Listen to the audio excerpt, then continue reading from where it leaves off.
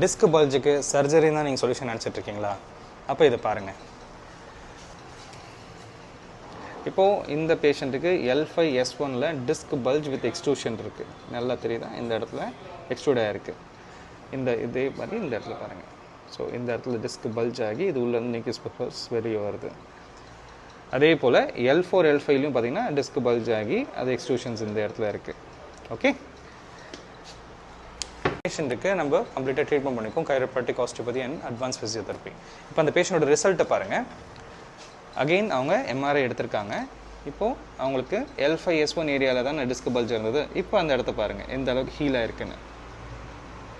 இந்த இடத்தையும் பாருங்கள், கம்ப்ளீட்டாக ஹீல் ஆகிருக்கு. அண்ட் L4 L5 இந்த ஏரியாவிலும் அந்த இடத்துல ஒரு டிஸ்க் பல்ஜ் ஆகி எக்ஸ்ட்ரூஷன் ஆகிருந்ததும் ஹீல் ஆகிருச்சு. ஸோ இப்போது நிறைய பேர் நினச்சிட்டு இருக்கீங்க டிஸ்க் பல்ஜ் ஆனால் டிஸ்கெக்டமி பண்ணணும்.